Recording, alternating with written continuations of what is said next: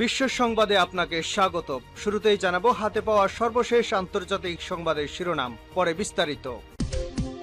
জানিয়ে দেব এই মুহূর্তে হাতে পাওয়া সর্বশেষ গুরুত্বপূর্ণ আপডেট আন্তর্জাতিক সংবাদ। ইরান ইসরায়েল ফিলিস্তিনি ত্রিমুখী যুদ্ধ চলছে। হেলিকপ্টার দুর্ঘটনায় নিহত ইরানের প্রেসিডেন্ট ইব্রাহিম রাইসি এবং তার সঙ্গীদের জানাজায় অংশ নিয়েছেন 10 লক্ষাধিক জনতা। এ জানাজায় ইমামতি করেছেন ইরানের সর্বোচ্চ নেতা আয়াতুল্লাহ সাইয়েদ আলী খামেনি। এবারে জানাবো ফিলিস্তিন ইস্যুর মোড় ঘুরিয়ে দেবে স্পেন, আয়ারল্যান্ড এবং নরওয়ের মতো দেশের পশ্চিমা দেশগুলোর স্বীকৃতি। মঙ্গলবার এ দেশগুলো একসঙ্গে ফিলিস্তিনকে স্বাধীন রাষ্ট্রের স্বীকৃতি দেওয়ার সিদ্ধান্ত নিয়েছে। জানাবো যুক্তরাষ্ট্রকে ইসরায়েলে অস্ত্র সরবরাহ বন্ধের আহ্বান মালয়েশিয়ার প্রধানমন্ত্রীর। এদিকে ইসরায়েলের প্রধানমন্ত্রী এবং 3 হামাস নেতার বিরুদ্ধে গ্রেপ্তারি পরোয়ানা জারির অনুরোধের পর আন্তর্জাতিক ক্রিমিনাল কোর্টকে নিষিদ্ধ করার চিন্তা করছে যুক্তরাষ্ট্র। জানিয়ে দেব রাইসির মৃত্যুতে কি থেমে যাবে ইরানের পরমাণু কর্মসূচি। ইরানের প্রয়াত প্রেসিডেন্ট ইব্রাহিম রাইসি এবং পররাষ্ট্রমন্ত্রী হোসেন আমির আবদুল্লাহিয়ানের আকস্মিক মৃত্যুর শোকে পুরো বিশ্ব যখন স্তব্ধ, তখন ইরানের ভবিষ্যৎ নিয়ে নানা হিসাব নিকাশ কষতে বসেছে শত্রু দেশগুলো। এবং সর্বশেষ জানাবো ইউক্রেন সীমান্তের কাছে রাশিয়ার কৌশলগত পারমাণবিক মহড়া শুরু। এতে ইস্কান্দার এবং কিনজাল ক্ষেপণাস্ত্র ব্যবহার করা হচ্ছে। এতক্ষণ শিরোনাম শুনছিলেন, এবার বিস্তারিত। প্রিয় দর্শক, আপনি যদি এই চ্যানেলে নতুন হয়ে থাকেন, ভিডিওটি দেখতে দেখতে চ্যানেলটি সাবস্ক্রাইব করে আমাদের সঙ্গেই থাকুন। আর এই ভিডিও সম্পর্কে আপনি আপনার মূল্যবান মতামতটি কমেন্ট বক্সে জানিয়ে দিন। আর হ্যাঁ প্রিয় দর্শক, জানিয়ে দিন ভিডিওটি কোথা থেকে দেখছেন। রাইসির জানাজায় 10 লক্ষ জনতা ইমামতি করলেন খামেনি। হেলিকপ্টার দুর্ঘটনায় নিহত ইরানের প্রেসিডেন্ট ইব্রাহিম রাইসি এবং তার সঙ্গীদের জানাজায় অংশ নিয়েছে 10 লক্ষাধিক জনতা। এই জানাজায় ইমামতি করেছেন ইরানের সর্বোচ্চ নেতা আয়াতুল্লাহ আলী খামেনি। বুধবার সকালে তেহরান বিশ্ববিদ্যালয়ে ইব্রাহিম রাইসি সহ দুর্ঘটনায় নিহত 8 জনের মরদেহ কফিনে নিয়ে আসা হয়। এর আগে মঙ্গলবার তারবিজ, কোম এবং তেহরানের গ্র্যান্ড মুসল্লা মসজিদে কয়েক হাজার মানুষের উপস্থিতিতে তাদের শ্রদ্ধা নিবেদন অনুষ্ঠান হয়। জানাজায় উপস্থিত ছিলেন ফিলিস্তিনের প্রতিরোধ আন্দোলন হামাসের রাজনৈতিক ব্যুরো প্রধান ইসমাইল হানিয়া এবং লেবানিস হিজবুল্লাহ প্রতিরোধের deputy secretary general Sheikh Naim Qassem সহ ইসরায়েলের বিরুদ্ধে প্রতিরোধের অক্ষের নেতারা। এছাড়া বিভিন্ন দেশের নেতারা উপস্থিত ছিলেন। রাষ্ট্রপতি, রাষ্ট্রদূত এবং আন্তর্জাতিক ব্যক্তিত্বরাও জানাজায় অংশগ্রহণ করেছেন। এ সময় তেহরান ইউনিভার্সিটি থেকে আজাদি স্কয়ার পর্যন্ত লাখো লাখো জনতা ঢল নামে। এর আগে প্রেসিডেন্ট রাইসি এবং তার সহযোগীদের প্রতি শ্রদ্ধা জানাতে মঙ্গলবার গভীর রাতে তেহরানের ইমাম খামেনি মুসল্লায় একটি শোক অনুষ্ঠানে জনস্রোত নেমেছিল। গত সোমবার সকালে ইরান সরকার আনুষ্ঠানিকভাবে হেলিকপ্টার দুর্ঘটনায় প্রেসিডেন্ট ইব্রাহিম রাইসি এবং পররাষ্ট্রমন্ত্রী হোসেন আমির আবদুল্লাহিয়ানের নিহত হওয়ার বিষয়টি নিশ্চিত করে। পশ্চিমার স্বীকৃতি ফিলিস্তিন ইস্যুর মোড় ঘুরিয়ে দেবে হামাস। ফিলিস্তিন ইস্যুর মোড় ঘুরিয়ে দেবে স্পেন, আয়ারল্যান্ড এবং নরওয়ের মতো পশ্চিমা দেশগুলোর স্বীকৃতি। মঙ্গলবার এ দেশগুলো একসঙ্গে ফিলিস্তিনকে স্বাধীন রাষ্ট্রের স্বীকৃতি দেওয়ার সিদ্ধান্ত নিয়েছে। খবর বিবিসির।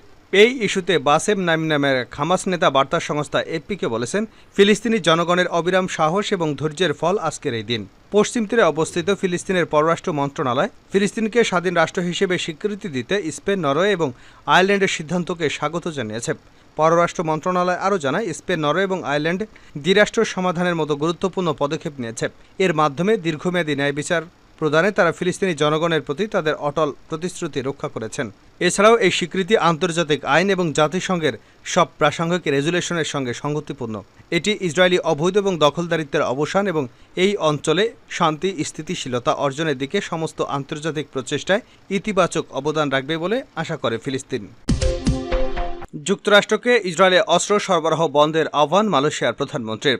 ইসরায়েলে অস্ত্র সরবরাহ এবং ফিলিস্তিনের নৃশংসতা বন্ধে ভেটো ক্ষমতা প্রয়োগের জন্য যুক্তরাষ্ট্রের প্রতি আহ্বান জানিয়েছেন মালয়েশিয়ার প্রধানমন্ত্রী আনোয়ার ইব্রাহিম। রোববার আল জাজিরাকে দেওয়া এক সাক্ষাৎকারে প্রধানমন্ত্রী আনোয়ার কয়েকটি পশ্চিমা দেশকে ভণ্ড আখ্যায়িত করে তাদের সমালোচনা করেছেন।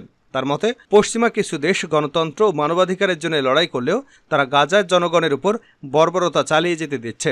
আন্তর্জাতিক সম্প্রদায় এটা পরিষ্কার করে দিয়েছে যে যুক্তরাষ্ট্র নৃশংসতা ও যুদ্ধ বন্ধে যা করতে পারে তা করতে হবে। আনোয়ার ইব্রাহিম বলেন, যুক্তরাষ্ট্রের কূটনৈতিক দক্ষতা, প্রভাব এবং প্রক্রিয়ার সমন্বয় রয়েছে এবং যা এ ধরনের নৃশংসতা মোকাবেলায় ব্যবহার করা যেতে পারে। গত বছর San Francisco Asia Pacific Economic Cooperation বৈঠকে তিনি মার্কিন প্রেসিডেন্ট জো বাইডেনকে অবিলম্বে যুদ্ধবিরতির আহ্বান জানিয়ে মালয়েশিয়ার অবস্থান স্পষ্ট করেছিলেন। তবে এ বিষয়ে যুক্তরাষ্ট্র বা জো বাইডেনের পক্ষ থেকে কোনো প্রতিক্রিয়া পাওয়া যায়নি বলেও জানান আনোয়ার ইব্রাহিম। তিনি বলেছেন, ফিলিস্তিনিদের বিরুদ্ধে ইসরায়েলের নৃশংসতা এক ধরনের দখলদারিত্ব। নাকবা 1948 সালের যুদ্ধ ও হুমকি নিয়ে অনেক কথা বলেন। এটি আসলে একটি ধারাবাহিক দখলদারিত্ব। স্পষ্টতই ইসরায়েল একটি বর্ণবাদী রাষ্ট্র, কারণ আমরা দেখতে পাচ্ছি তারা কিভাবে ফিলিস্তিনিদের বিরুদ্ধে আচরণ করে এবং কিভাবে তারা তাদের ভূমি নিয়ন্ত্রণ করে। আইসিসিকে নিষিদ্ধ করতে চায় যুক্তরাষ্ট্র। ইসরায়েলের প্রধানমন্ত্রী এবং ৩ হামাস নেতার বিরুদ্ধে গ্রেপ্তারি পরোয়ানা জারির অনুরোধের পর আন্তর্জাতিক ক্রিমিনাল কোর্টকেই নিষিদ্ধ করতে চায় যুক্তরাষ্ট্র। এ লক্ষ্যে বিরোধী দল রিপাবলিকানের সঙ্গে কাজ করতেও প্রস্তুত বলে জানিয়েছে যুক্তরাষ্ট্রের president Joe Biden. Republican senator Lindsey Graham প্রশ্ন করেছিলেন, আইসিসির বিরুদ্ধে নিষেধাজ্ঞা জারির জন্য মার্কিন কংগ্রেসের 2 দল যদি একসঙ্গে উদ্যোগ নেয় তাহলে আপনি কি তার সমর্থন করবেন? বাইডেন জবাব দেন, আমি আপনাদের সঙ্গে কাজ করতে রাজি। খবর ডয়েচে ভেলে। বাইডেন বলেন, করিম খানের সিদ্ধান্ত ভুল। ইসরায়েল এবং হামাসের তুলনা চলে না।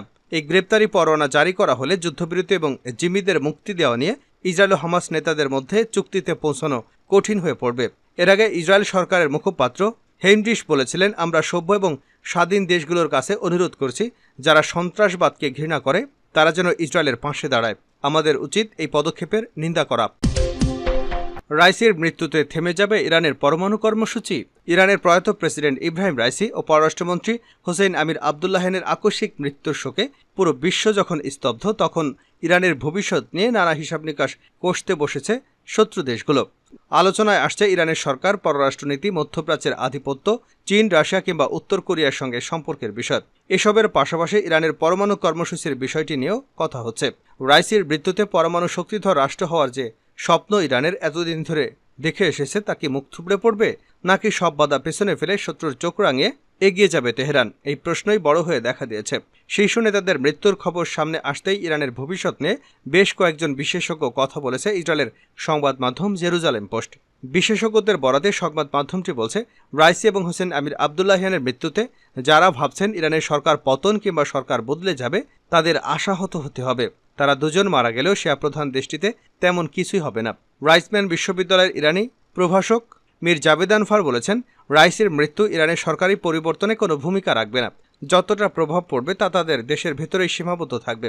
বিশেষজ্ঞরা বলছেন, তাদের মৃত্যু ইসরায়েলের সঙ্গে ইরানের শত্রুতা, ইসরায়েলের সঙ্গে যুদ্ধরত প্রতিরোধ যোদ্ধা দল হামাস, হিজবুল্লাহর প্রতি ইরানি সমর্থন বা তেহরানের পারমাণবিক অস্ত্র তৈরির ক্ষেত্রে কোনো প্রভাব রাখবে না। ইসরায়েলের সাবেক জাতীয় নিরাপত্তা উপদেষ্টা মেজর জেনারেল ইয়াকুব আমিদর বলেন, দিন শেষে সর্বোচ্চ নেতা আয়াতুল্লাহ আলী খামেনি ইরানের নীতি নির্ধারণ করেন।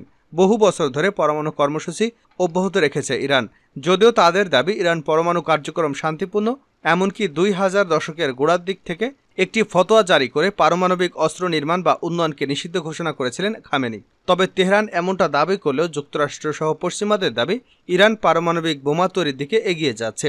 ইরান যেন পারমাণবিক বোমা বানাতে না পারে সেজন্য দেশটির উপর একের পর এক নিষেধাজ্ঞা দিয়ে আসছে ইসরায়েলের মিত্র পশ্চিমারা। এখন পর্যন্ত ইরান 60% ইউরেনিয়াম সমৃদ্ধ করেছে। পারমাণবিক বোমা তৈরিতে 90% পর্যন্ত ইউরেনিয়াম সমৃদ্ধ হতে হয়। ইরানের হাতে থাকা ইউরেনিয়াম আরও সমৃদ্ধ হলে তাদের তেহরান 2টি পারমাণবিক বোমা বানাতে পারবে বলে জানিয়েছে আন্তর্জাতিক পারমাণবিক শক্তি সংস্থা IAEA।